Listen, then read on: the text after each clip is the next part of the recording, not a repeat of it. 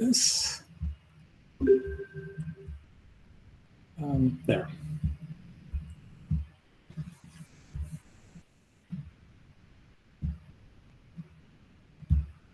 Oh, gotta select the screen before I can share it. There we go.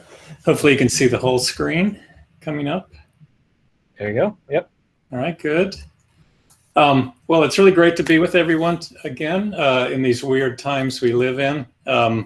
This is a talk about what's kind of coming in Scala 3, some of the cool features, and why you might get excited about it.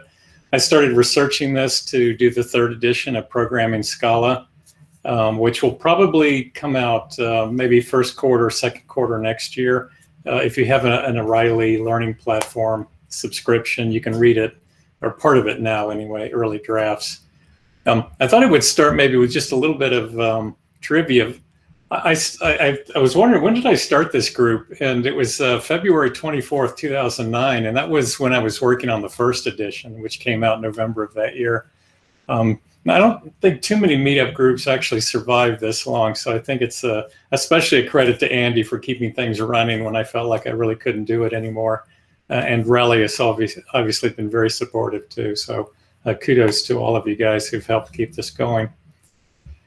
Okay, the examples I'm going to walk through, and I'll do this sort of copy paste to my shell. They're actually available on this page on my vanity website, deanwampler.github.io, Scala 3-highlights. So if you just want to, go to that page, you can then play with them yourself. If you actually want to try these out, you do need to install a reasonably recent release of Dotty, or Scala 3 now. One way to do that would be to, let me go to the top here. You could just grab the code examples repo, which is perfectly public, and you could start SBT there and then run console, which is actually what I'm going to do today. And then the EPFL documentation also has a lot of actually very good information, I think, about Scala 3, how to get started, and so forth. So I encourage you to check that out. Actually, what I'm going to do is I'm going to look at the same content in just another HTML page, because this one has color highlighting. So I think it just looks a little nicer rather than the monochrome from my web page. So let's see, I'm going to bring this down a bit and then bring the terminal up. I think this will be about right. And then hopefully everybody can see everything. The snippets aren't that big, and I'll just paste them in the REPL here. It's kind of weird that it's doing this. Let me fix that. There we go. Okay. All right, let's get started then.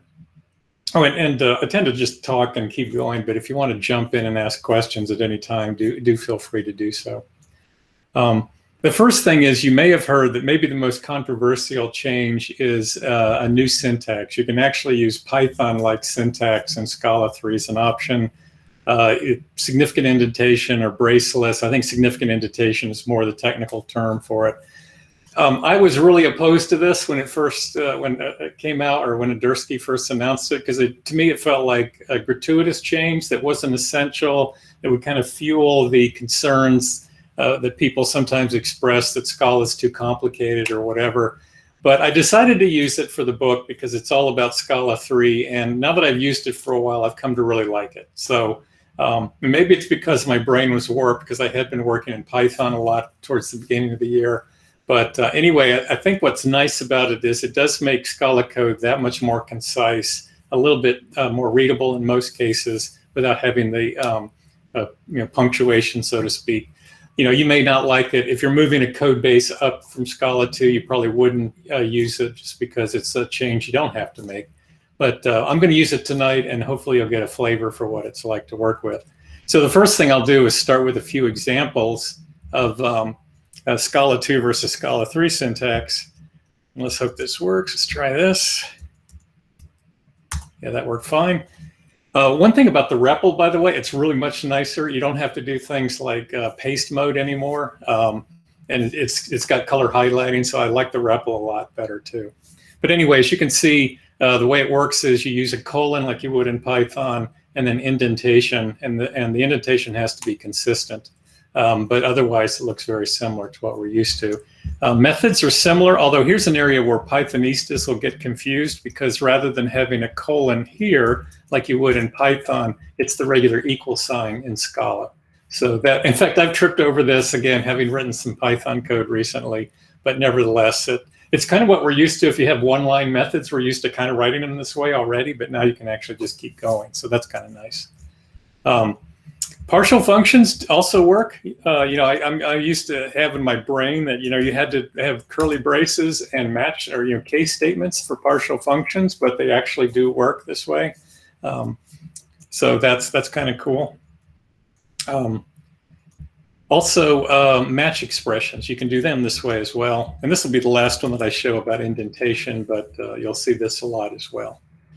The other thing you can do, it's a little bit differently, is there's some tweaks to the control syntax. And the way I've written this, actually, I forgot. There's one thing that you can't do that's kind of a slight unfortunate change. Let me just paste this in and then describe what this is doing.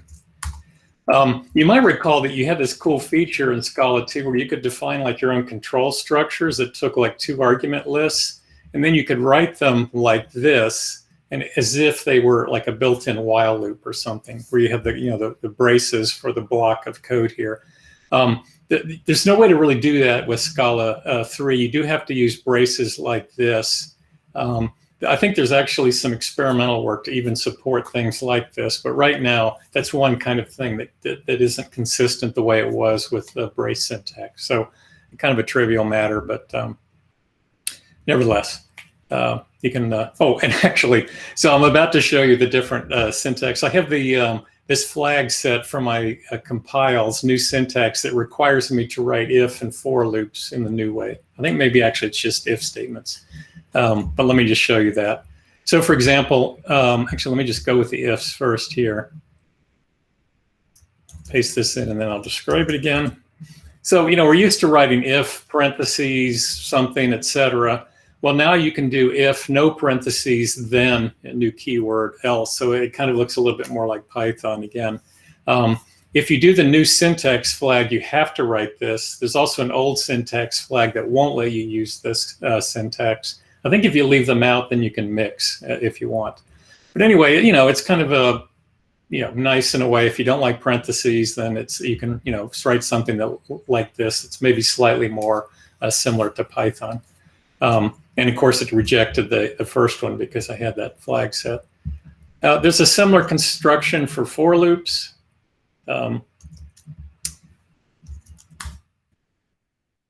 And it prints stuff. So, here's the line. And actually, notice it accepted this. So apparently that flag, new syntax, doesn't affect using parentheses around the for expressions. But this is the old syntax. In the new syntax, you could leave off those parentheses and use the do keyword. Here it also works with yield, like it would, like you might expect. And here's an example where I do some mixed indentation. Actually, I could have easily written this first I expander comprehension. I forget what the term is right now. On the next line without any curly braces, and then do yield at the end. Okay, so that's all I'll say about the new syntax. I'll be using it as we go, but anyway, I don't know how you like that. Like I say, I kind of, now that I've gotten used to it, I kind of like it a lot. But one thing I didn't mention, actually, if you had really long blocks, like let's say a really long type definition, there's also an optional end keyword you can use. For a type, it'd be something like end monoid 3, something like that. So there are ways that you can have like an end delimiter if you really want, just for comprehension, but it's optional. Okay. By the way, some of these things are actually discussed in blog posts. I started a blog series on Medium, and where you see blog posts, that will take you directly to those links. I haven't blogged about everything I'm going to talk about today. Where I have, there's usually a corresponding gist, which I just inlined as well. But when we get down farther, then you'll see stuff where I haven't actually blogged about it. One of the really great features, though, is maybe the biggest area of change is how they've changed the notion of contextual abstractions. And these are really what we think of as how all the different ways that you use implicits. And the motivation here is that implicits is a powerful mechanism But what you end up having to learn is a bunch of idioms for how you use it to accomplish different objectives, like adding methods to types that aren't in the original definition and so forth. So they've started introducing these new mechanisms that are much more purpose-built to kind of more directly give you the intention of what's going on, and then slowly migrate towards those and deprecate the old implicit mechanisms.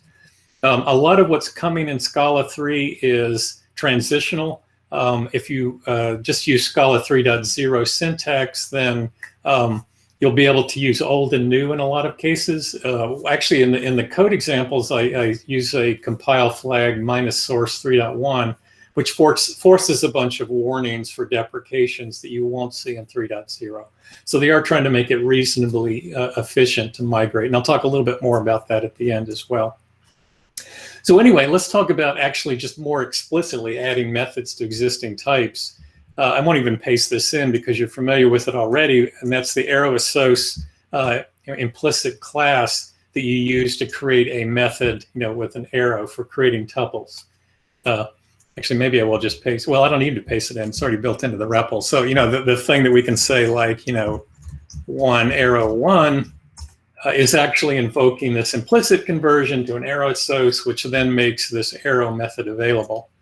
By the way, if you didn't know this, in 2.13, they deprecated the Unicode arrow character. So you'll start to see that warning even in Scala 2.13. But now it's a lot easier to add this. All you have to do is use an extension method, and you can just define this very concisely. So I'll explain what target name is all about in a minute. In fact, I think this will not compile because target name is coming in the next milestone. Yeah, so let me just actually edit this. It's actually called alpha right now, this annotation, but they're renaming it, so I'll just change it. Notice it's pretty easy to do editing in the REPL. Well, there's this kind of oddball thing where you have to get to the end. There we go. And notice the name of this thing. It actually created a method with this naming convention, which normally you're not going to use, but just so you know that things like this are happening. So now it's, I can do the same thing, and I used a different, arrow, basically tilde arrow, just to avoid, overloading things. But the syntax is this. It's the extension keyword, and then all of the type parameters that you're going to need. Now, keep in mind up here, when you do the old arrow-assoc, let me go back to it. Oh, actually, I'll just find it here. Like most methods, when you have a parameter like a b, the type parameter goes on the method. But in extension methods, it actually goes, all of the type parameters go right here.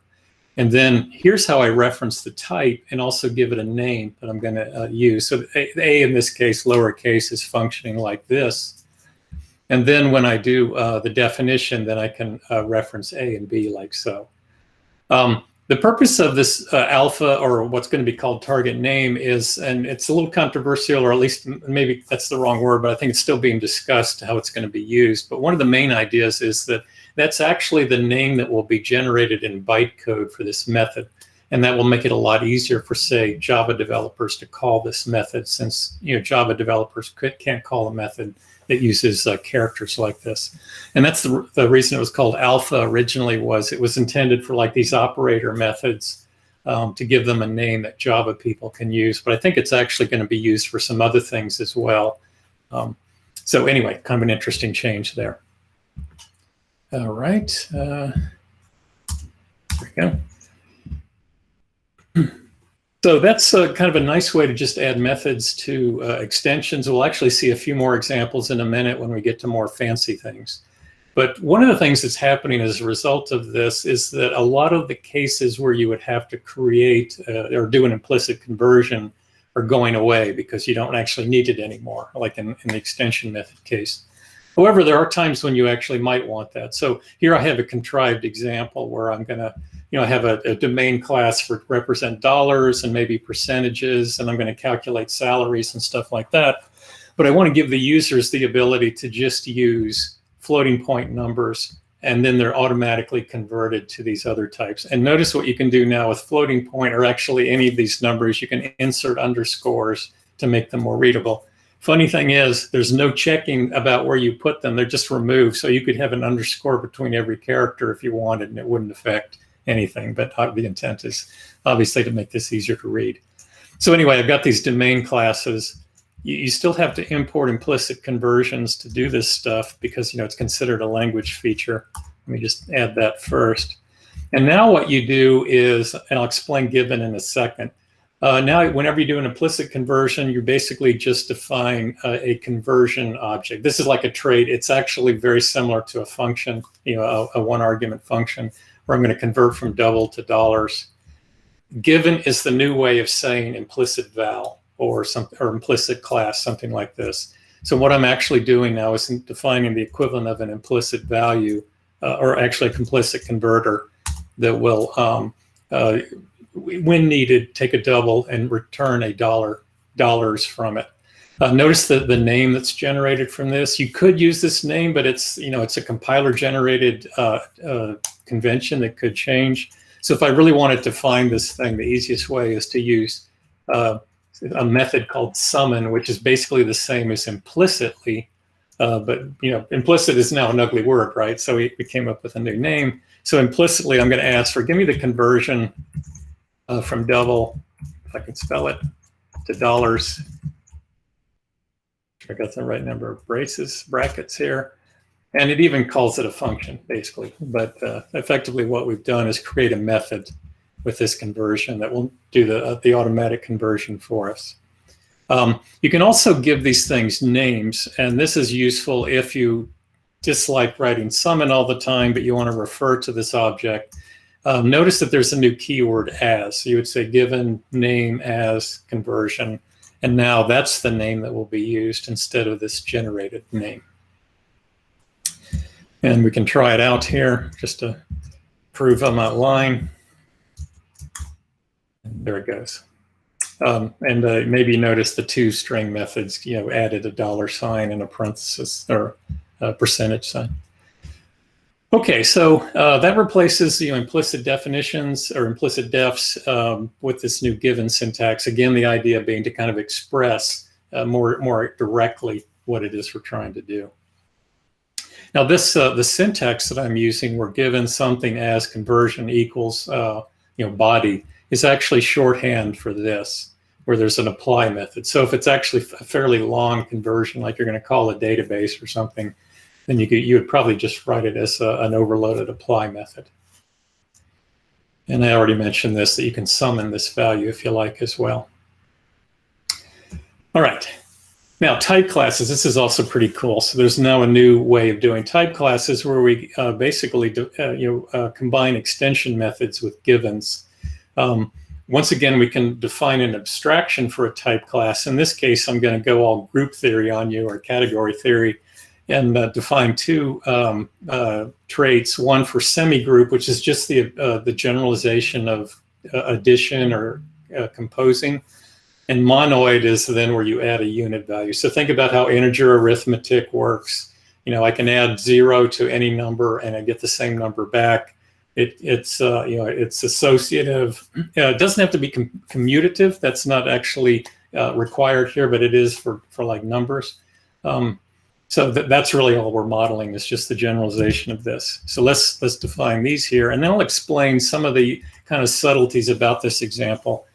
One of the subtleties is that you'll notice that I'm using extension methods to define, or the extension phrase, let's say, to define two methods, one of which is going to be combine, and the other of which is, some sort of Darth Vader spaceship operator, as a way of doing combination. And it's just going to call combine. So I'll never have to define this explicitly. This is the only one I'll have to define.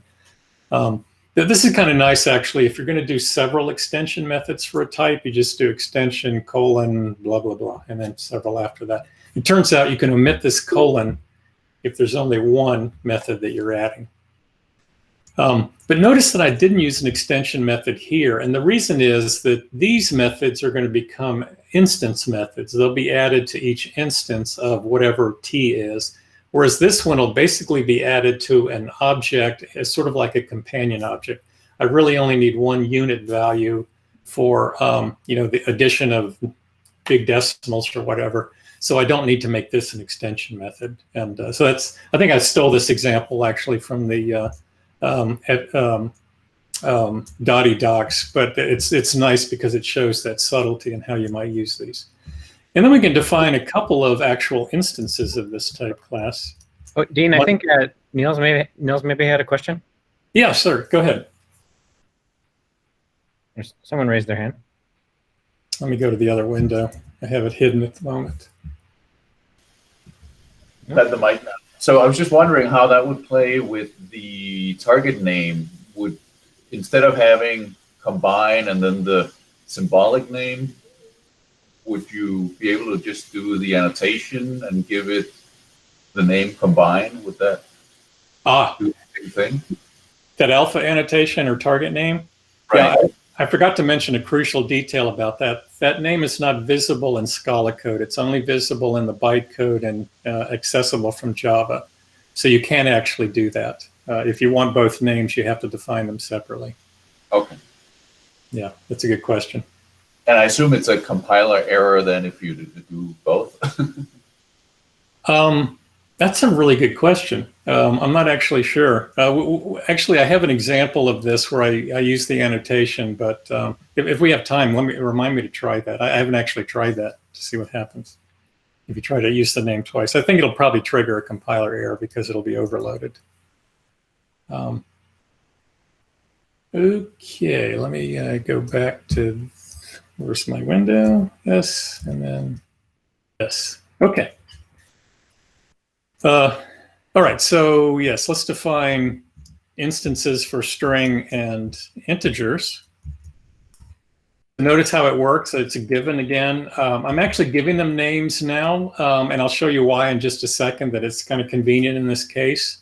Notice how they're named, and basically I'm generating objects for each of these. And the syntax sort of lines up with how the traits were defined. Here I define unit as a regular method, but here I define an extension method for strings that implements combine. And similarly for integers. And then we can try them out, and I'll just use the operator versions, and you can see the answers already.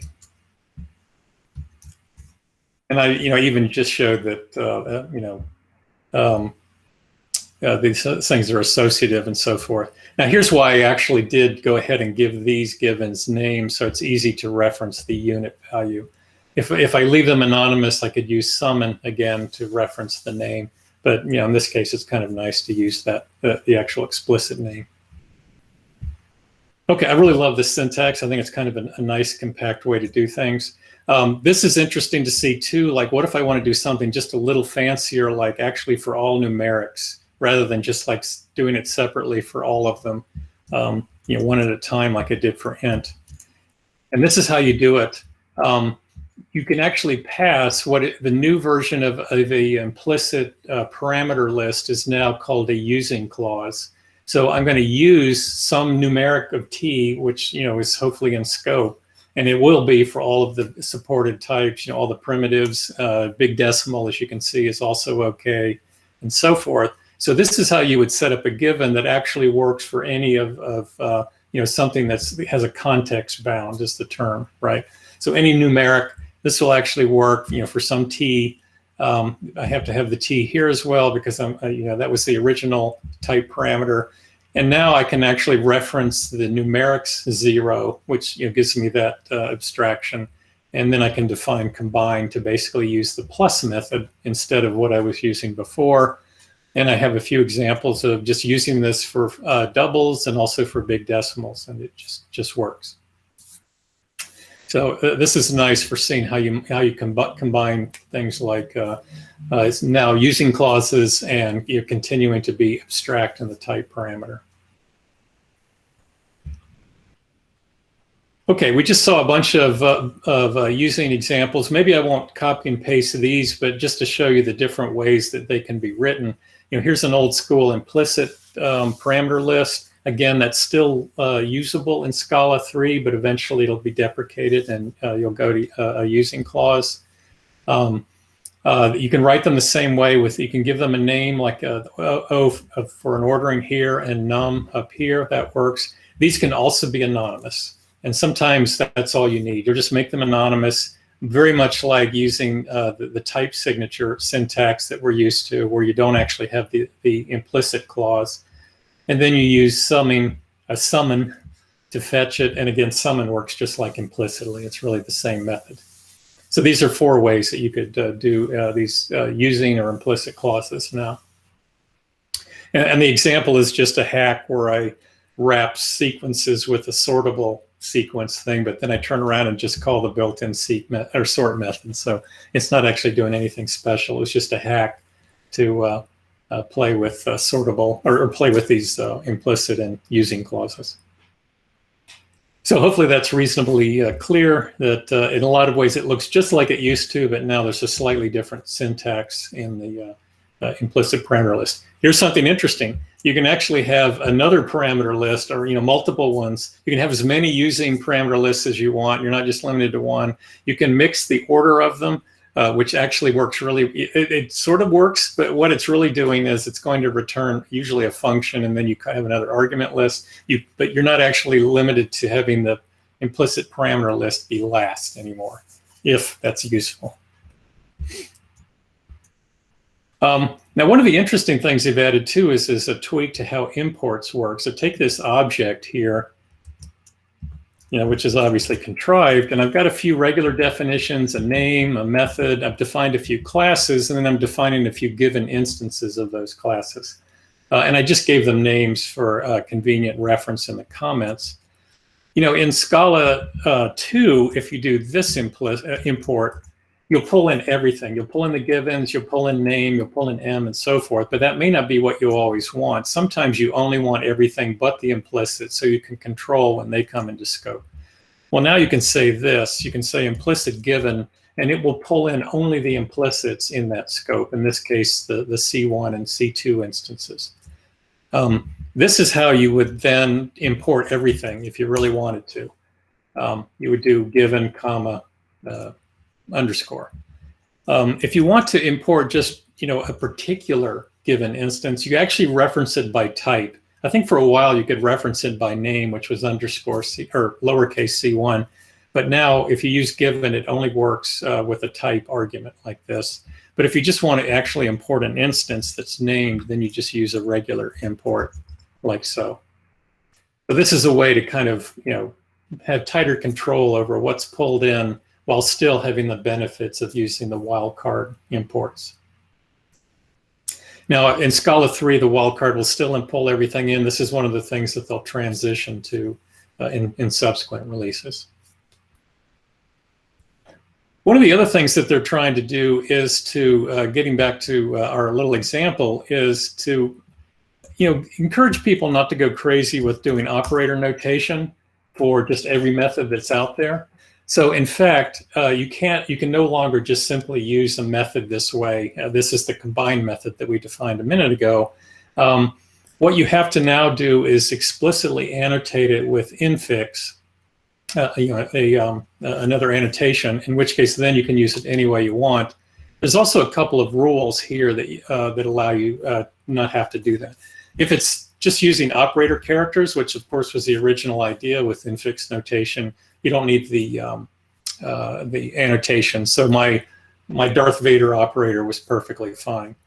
The other way is to, again, use this infix annotation. It turns out if you follow the usage with a curly brace, then that works. So I actually have an example here where this is actually allowed. Oops, didn't quite grab it. You can see the output already. Or if you use backticks. So these are the sort of the other 2 ways that you can still use operator notation if you're really desperate to and it's not annotated. Or you could just modify our trait. So here's that same semi-group trait we saw earlier, where now I'm just annotating to combine, and now it would work if I really wanted to do that.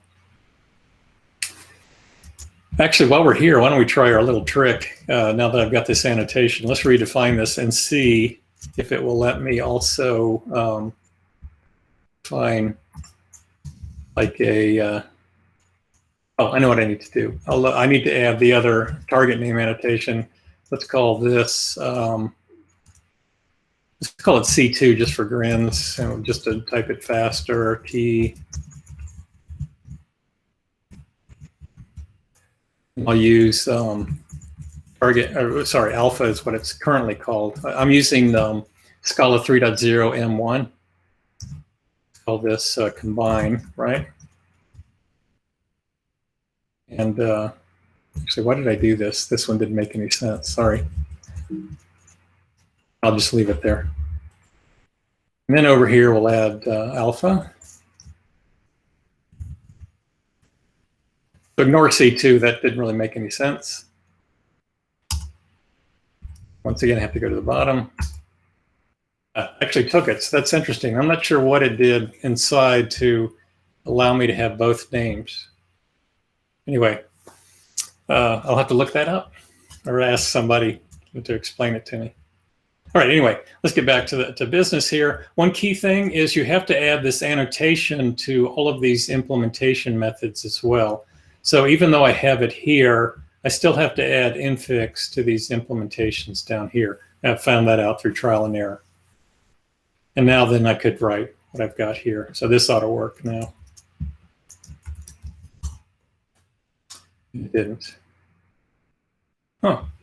Not sure what happened. Oh, you know what happened? I have to go back and redefine the instances of the type class. That's what happened. So I won't mess with it now.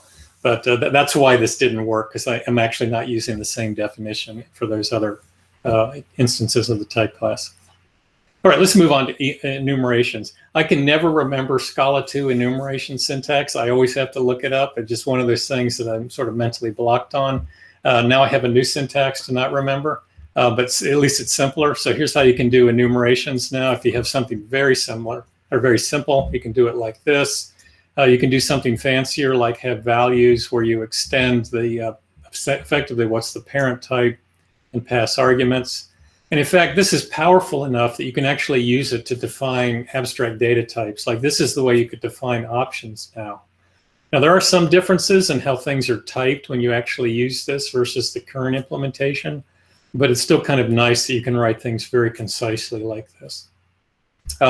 This extends fancy color. That's sort of implicit in all of these definitions, but I left it out when I didn't really need to pass an argument. So all of these also extend simple color, and some and none both extend option of T.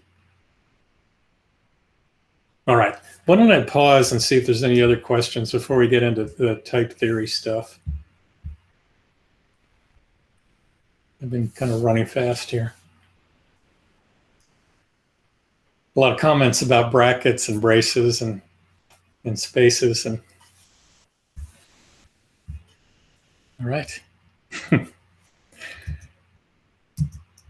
All right, let me, there we go. Let me go back to the terminal. There it is. All right, let's talk about some of the type system changes. And I'm going to start first with a few relatively small changes that are really great, I think, for software development reasons. And one of them is a notion of opaque type aliases. What this is trying to do is fix, mostly trying to do is fix the limitations of the anyval type. You might recall that if you had something like a logarithm that really just had a double value, but you wanted to give it the illusion of regular methods and have something that's a domain-specific name for this thing, you could declare this as a class that extends anyval, and then it would become a value class. But unfortunately, there were a bunch of limitations with that. There were a lot of cases where it would suddenly get boxed in. You would actually allocate a logarithm value on the heap rather than having a double that's just like a register value or on the stack. So there were a lot of drawbacks to actually using these value classes. So what opaque types do is try to fix that. So notice how this works, and this is stolen from the Dottie docs, I think, or it actually might have been stolen from, I think, I forget who did the work. Anyway, we won't get into that. But so I'm going to declare this type alias logarithm. What you have to do is declare extension methods for any regular member methods that you want to be callable on logarithm. And then you can also declare the equivalent of a companion object for things like apply methods and so forth. So that's what these are doing. I just have some of the possible algorithmic or arithmetic kind of methods that I might want on logarithms, plus and multiply and so forth. Excuse me. But once again, at the bytecode level, these will just be doubles, but it'll type check as a logarithm inside your code. So that's a really nice feature. The other one that I'll mention, I won't mess with examples of that, but the other one is that now by default, fully concrete classes are closed for extension. If you want people to be able to subclass them, you have to apply this open keyword, so it's under your control as the creator of this type. There's also an import you can use, import Scala language ad hoc extensions that will let you get away with this. And a cool pattern for using that would be, let's just say for the sake of argument that I actually wanted writer to be closed, but I wanted the ability to override these methods in a test double to do something fake so that I can more easily work with the test or avoid doing IO or whatever. What I would do in my test class is do this import, and then I can just do whatever the hell I want with this type in order to create test doubles. But in normal code, it would be closed to extension. You don't use this keyword for in obvious cases like traits and abstract classes, which have to be subclassed. But for a fully concrete class, then you can mark it effectively as it's sort of like final. The difference with final mostly is that you get no way to override it if it's final, but with ad hoc extensions, you can then subclass if you want to. So that's an advantage of open versus using final in this case. So this is, I think, is really going to be good for helping us really think more clearly about what types should be extendable and what should be final effectively. And the ones that you probably heard a lot about are intersection and union types. And this brings the type system more in line with really set theory. So it's basically following the rules for how you would, if you think about the instances of a type as being the members of the type's set, and then how would you do like intersections and unions? So effectively what this does is, if I declare a type like this, I'm really just doing the same, sort of the same thing that I used to do with the with keyword, or extends kind of had the same effect.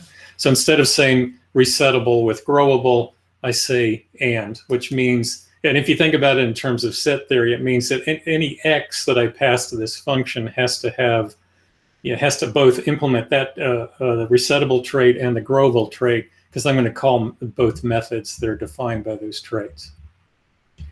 Now, one key difference about this type versus a type in the Scala 2 way of doing things with is that these types commute. So these two types are considered equivalent from the type theory point of view. That does not actually mean that the behavior is identical. I have an example in the book, but if you contrive a situation where toString could actually be a good example, where you have the same method in this hierarchy and then you like override and call the super, you will get different ordering depending on the linearization algorithm that's applied to the object. And you might recall the linearization goes right to left. So if I had something like that, if I like toString that I defined on both of these and called toString down here, it would call the growable one before it would call the resettable one.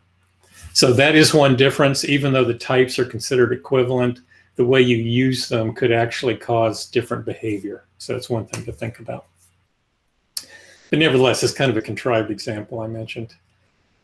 Now, union types are kind of interesting. They're really kind of a replacement for either. But I'm not really limited to 2 values. They could be as 3, 4, whatever, instead of just 2. And maybe I should have actually done an example with 3. Consider this example where I have some user case class, and I'm going to ask for the user object from some database of given some ID that it happens to be a table ID or something. And what I'm going to return is either an error string or the actual user. I just contrived this example where I've got some idea of a database query, and I'm going to return whatever the first record is that comes back. I'm going to return that. But if an error happens, then I'm going to return the message as the error. So notice this thing is going to return a user object. This thing is going to return a string.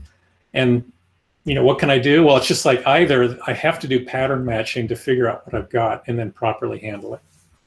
So kind of a cool shorthand that kind of, maybe is a little more concise than either's, but also isn't limited to 2 elements. So you could have as many as you want. And once again, these types commute, it doesn't matter which order I put these in, which is also kind of nice because we always had to remember that the error case was on the left side and an either and so forth. Here it doesn't matter. We're just matching on whatever the 2 types are.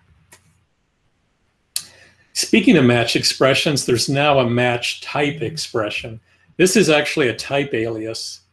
And what I'm doing here, I stole this directly from the Dottie docs. I'm basically returning the element in a collection or just the thing, whatever it was, is the last clause. And this is a new way of referencing a wildcard in a type expression. Although the usage is kind of inconsistent, and I'm actually kind of confused by it. Sometimes I'll use underscore here, and I'll say, no, you have to use equals or question mark. And other times it's actually still underscore. So I'm a little fuzzy on which is which. But anyway, notice what's happening. I'm declaring a type alias, with the type keyword. And then I'm going to match on the X type. And if it's a string, then I'll just return car, because car is basically an array of strings. If it's an array of some other type T, then I'll just return the T type. Now, it turns out this does not work for strings because strings will be typed as strings. And the way I wrote this, they would actually get matched here, and string would be returned. So even though this is actually a character array, you actually have to have something explicit for it. For all other arrays, this works. And the reason I have iterable once here is it's the super type of all other collections and things like option. That's actually the case where I saw this.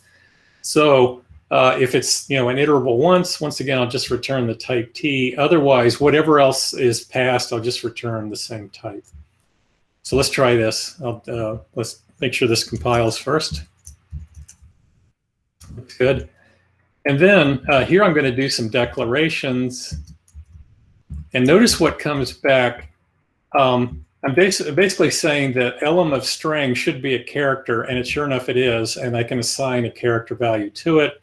Elem of list of double should be double, and that works. And then here's my option case, option of a tuple, and then I can do an assignment there. Whereas, if I try to do something like this, where invalid types on the right-hand side, these are both going to error out. I have a flag that shows rather verbose type errors, which I sort of half understand. But anyway, it's basically saying that the types are incompatible, as you can see here. And once again, you could test this with our old friend summon type. So here's just a whole bunch of them. Let's do these that pass first. Arrays works, it returns float. Nil type returns nothing because it's basically option of none. Or sorry, it's actually list of none. And same for none. That's actually an option of nothing. So these all work. And I guess the first one, let's try that again. Oh, wow, that didn't work. Here we go. Let me just try this again.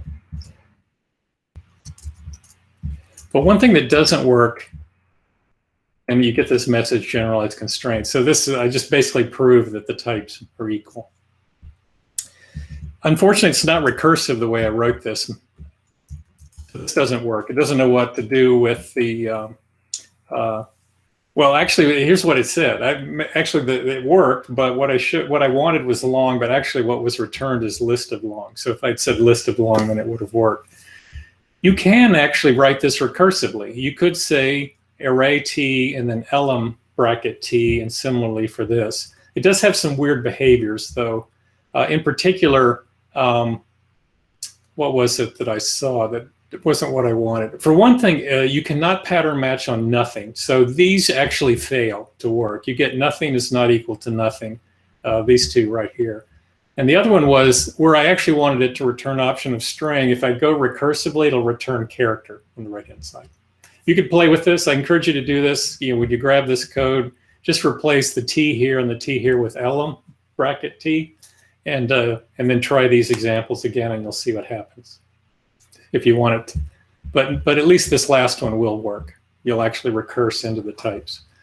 So this is pretty freaky deaky that you can actually have these match expressions for types. Okay, I'm actually near the bottom here, and then I'm happy to take more questions. But here's a few tips for migrating your existing code base up.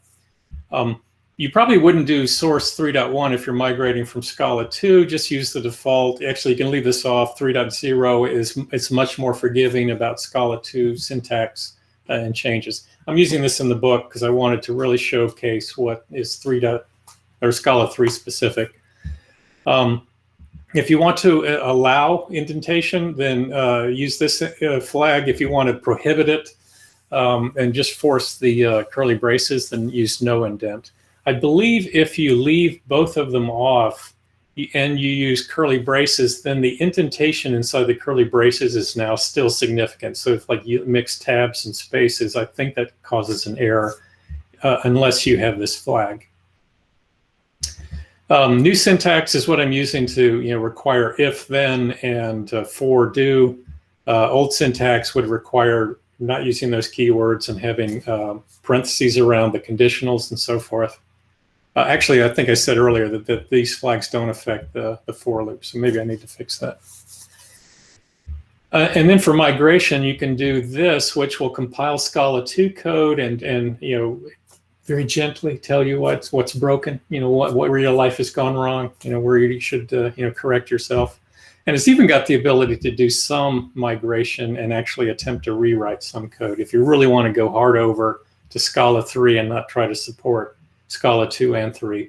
I think most people will have to support both for a while with a code base. So I think they've done a pretty good job trying to help you out there.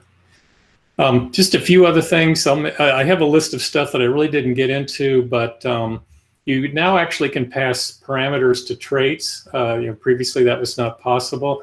Funny thing is, so far I haven't found this as useful as I thought I would. I still almost prefer to have nested, like uninitialized abstract members inside a trait, but you can do that now. There's a completely new macro system coming. Mix in, this annotation actually has the nice benefit of, think about if you've done something in, like you said, all right, I'm going to return a value, and then you look at the type in the REPL, and it says that it's X and serializable and something else. And you really don't want to see that serializable stuff. You don't want to see the other things. You just want to see the X. You can mark traits like this, and then they'll kind of be ignored for that for those kind of type inference purposes. Export clauses, this is sort of like open in the sense that suppose you have a class that internally instantiates an object. Oh, sorry, I mixed that up a little bit. If you mix in a trait, wait, let me think about this. I haven't used this one much yet. Anyway, the idea is that you could actually have stuff that's nested and would be private inside a class, but you want to expose it as public, as part of the public interface for the class. That's what that's about. There's a few other things about the type system. You can declare type lambdas in the same way we have function lambdas. There's also a way you can abstract over the polymorphism of kinds, which is like, is it a list of something or a list of functions and stuff like that. If you've ever used dependent methods, you can now do dependent function types. That would be a case where the return value of a function actually depends on maybe the argument type. So it's not like a fixed type, it's actually dependent on other types. And then there's some new types like tuples that make it easier to, here's something crazy. You can actually write something like this. Let's do this. Actually compose tuples. Things like that. So and you can map over them and some stuff like this. So they haven't made tuples like completely just like collections, but they're a little bit more like regular collections now with good typing at each element, sort of like HLists. You can also explicitly say that something returns a null. You could define a function foo that returns like a string or null. Notice actually it's this. Let me just do this. You can do stuff like that now. there's a flag that kind of makes that a little bit more enforced. So this is a good way to wrap like a Java API where you, like say Java map get methods that can return a null. You could explicitly say in the type here that you might get a null back. They've made there's a way to have initialization checking more precise and to flag potential errors. This would be like when you're constructing an object with a lot of stuff in its hierarchy, and sometimes things get used before they're initialized. One of the cool features is instead of saying like object foo and then def main blah blah blah, you can actually say at main foo argument list, and then these could be like typed like so. Just do this. And now then this actually becomes the entry point. So this is a nice way to kind of just more concisely define a main method. They've actually broken the limit of 22 on tuples and functions. For those of you that like to go nuts with 30 arity functions, now's your chance. And then lots of other stuff. Okay. That was a quick run through of some of the features in Scala 3. I'm sure you followed all of that very carefully. There'll be a quiz as soon as we're done with questions. What questions can I answer for folks?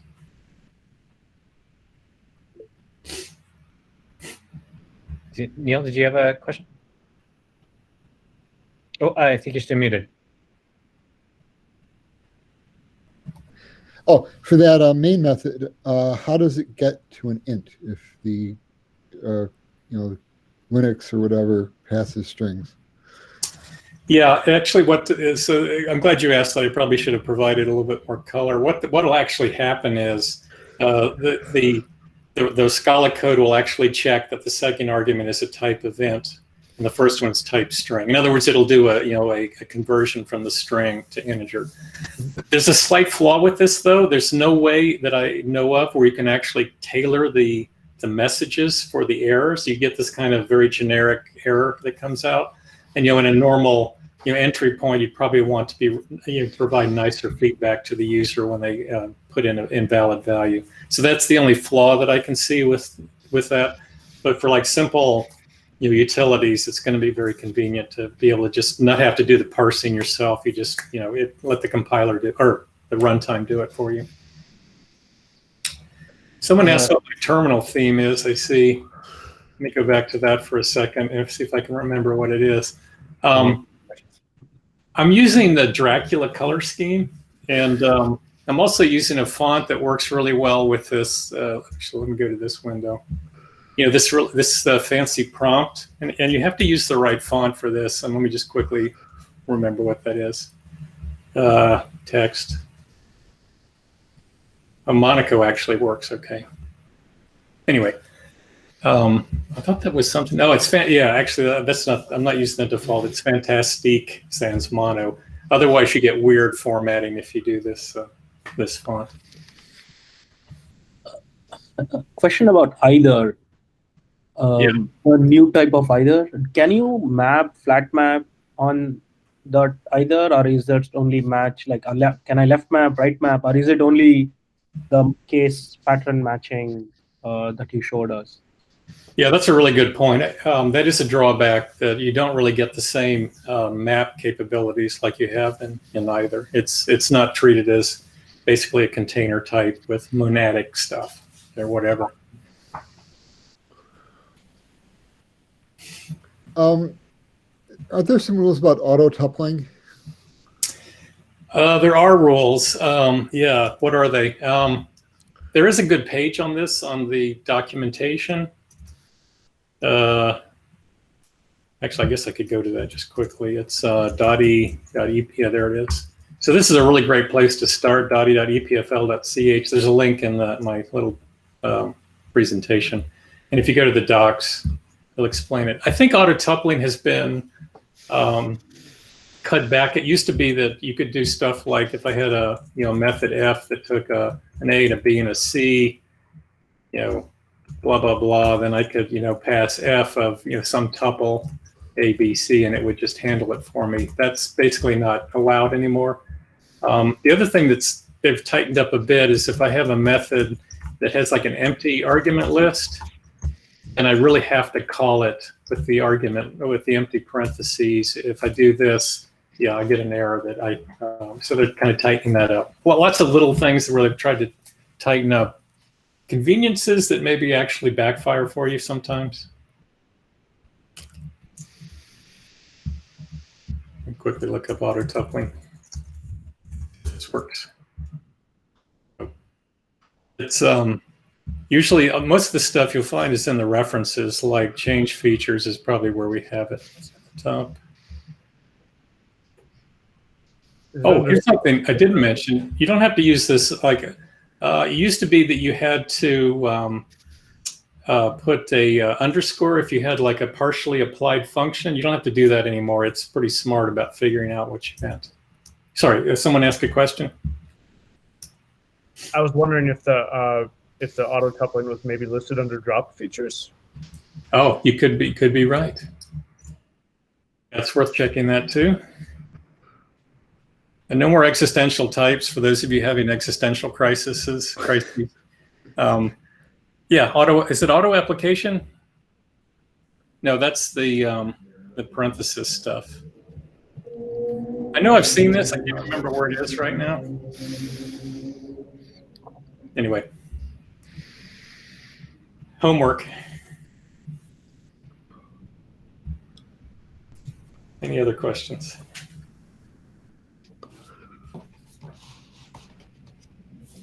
Guess I got through this relatively quickly. Yeah, not a question. I just like that. It just looks nice to me. Like it's like coming from Java and like looking at Scala originally was like a big change and it kind of looked nicer. This to me, I haven't used it much, but it just kind of.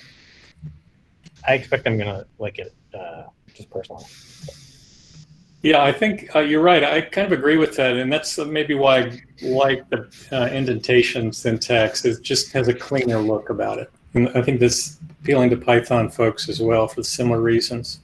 And the new given syntax, to be honest, it's taken a while for me to internalize the right syntax for givens and extension methods and stuff. But I think once you're used to it, it's just clear. It's not an idiomatic underlying or low-level mechanism like implicit. It's just more direct in its intent. I think that's a good step forward. I agree with that. I recently had to look at Java code and just regular Scala. Sorry, Michael, we're having trouble hearing you. Can you speak up maybe? I was saying that even regular Scala looks so much better than Java, so it would be harder to go back.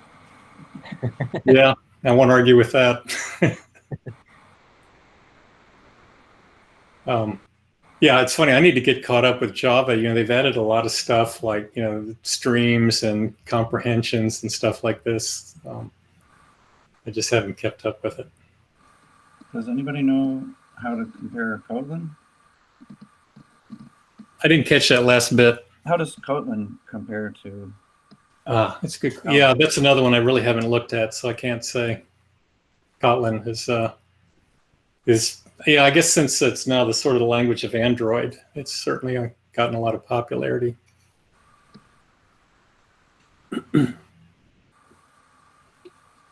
Hey, Dean. Yeah. Does option become like a union type in Dotty? It's a really good question because a lot of the types, they're not changing from Scala 2.13. Like the collections hierarchy, I think is basically going to not be changed. But I'm honestly not sure about some of the types like options. I don't know if you know, Seth, what the plan is there. Yeah, so Scala 3.0 uses the identical standard library as 2.13. It is literally the same jar. So that means that there are, new features in Scala 3. The standard library doesn't take advantage of them yet. So, things that you might expect to be enums or not, so that's something to look forward to in a future release. Okay, cool. I think it was important to sort of hold ourselves back on that in order to enable the ecosystem to transition. So that's the positive aspect of it. Yeah, I think Li Hao Yi, if I recall, wrote a really interesting post about the challenges of migrating a mature, widely used code base or supporting both versions, and brought up a lot of good points about the reality of that. Writing a book, I can do whatever the fuck I want. I don't have to care about that kind of stuff. Oh, sorry, we're being recorded. Oh well, you'll have to bleep that out later.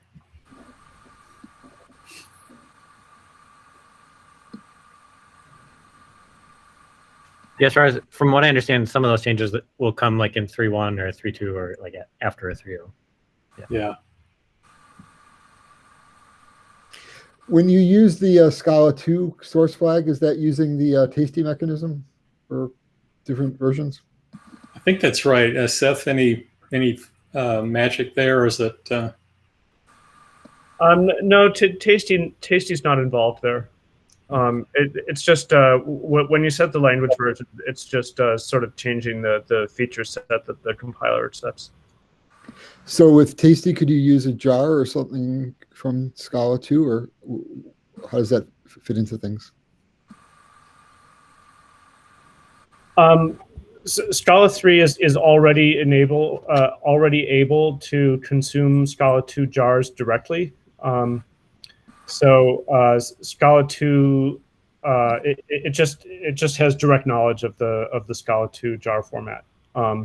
So Tasty is not yet super relevant yet. I think the original hope had been that as of 3.0 that Tasty would sort of move us into this world where everything is compatible. We're not there yet. The groundwork has been laid, but this future where Tasty makes it a lot easier to move code between different Scala versions is won't arrive until later. But anyway, the good news is that any Scala 2 library will already work with Scala 3 as long as it doesn't have macros. That's the big caveat. Yeah.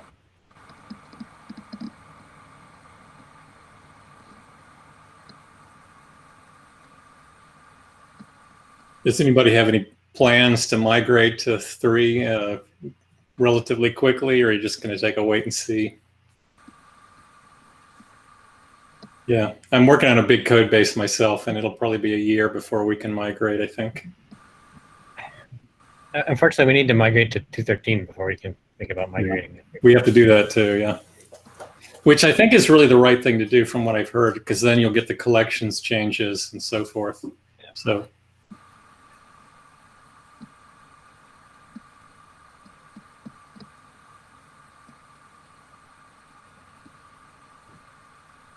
All right, if I convinced everyone to delete their curly braces, should we do a poll here? Nope, not happening. I think you'll win people over like it won you over, Dean. Yeah. Maybe not right away. I'm hoping macros are powerful enough that you can go with S expressions. How does Scala FMT deal with the indentation? I think it raises a general question, like what about tool support? And I don't know about Scala FMT. If you notice, the color coding was reasonably good in that. I think I was using the GitHub plugin or something. But I can tell that IntelliJ will probably take a while to catch up. And so I think tooling will be a challenge. Another argument maybe for sticking with braces for a little while.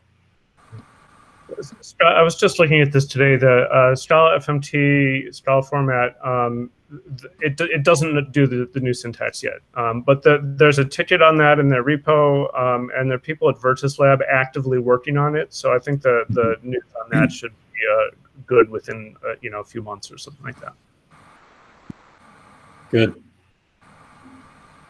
Hey, one question for you, Seth. I noticed, I think the latest REPL does not still let you specify a script file when you start up Scala. Do you know if that'll eventually be implemented? They know it's important. They just postponed it to a future version. I'm not sure exactly when that will land, but they're well aware that a lot of people rely on that. Yeah. Okay.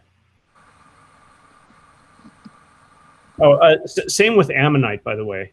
So they're actively working on porting Ammonite to Scala 3, and then that will allow scripting another way. Cool. Yeah, I think it's going to be an exciting change. Whether it will attract more people to Scala, I'm not sure. Maybe this new syntax will attract Python people. There's a typical scenario now where data science, data engineering teams, data scientists using Python, data engineers using JVM languages. So at least it'll make it a little bit more approachable for them. I think that was one of the partial motivations for that new syntax, or at least, appealing to Python people. The Java people we don't care about anymore. They're going to Kotlin anyway. So I hope this is not controversial question, but what about JDK 15 versus Scala 3? And is there any thoughts on how Scala 3 would compare against the latest versions of Java?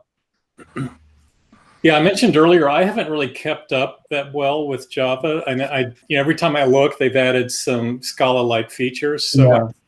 And that's why I was half joking, but I do think that if you haven't converted from Java now, it's less compelling to convert to Scala, quite honestly. But there is this new kind of market of people, like I said, having to work across from the JVM and non-JVM languages like Python, where a syntax that looks similar is going to be appealing. But yeah, I think the future of Scala adoption is going to be interesting to watch, just to be honest.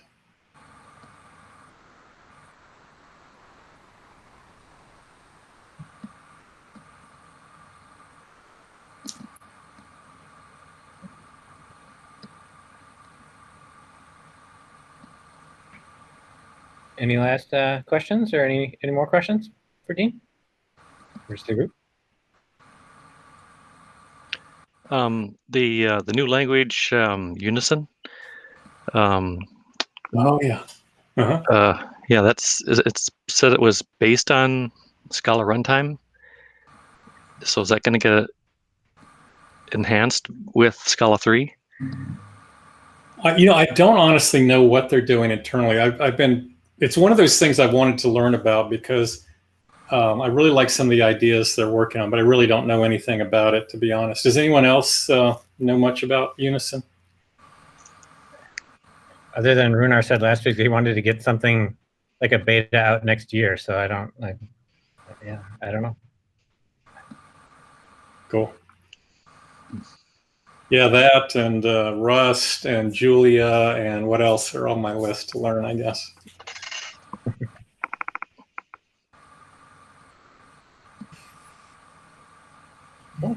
Well, thanks, Dean. Appreciate it. This is a good intro. I think it's exciting to see what's coming. Well, thanks everyone, and thanks, Dean. Yeah, hope to see you in person someday soon. Yes. So when did you say you'll be done with your book? Probably it'll be published late Q1 or early Q2. Okay, didn't mean to pressure you. No, it's nearly done actually, except for all the final tweaking. So. Well, you're going to be one of the first people out, I think, with a Scala 3 book. I think so, yeah. Yeah, cool. All right. Thanks again, everyone. Yeah, see ya. Stay in touch. Thanks, Dean. Thanks, Dean. That was great. Thank you.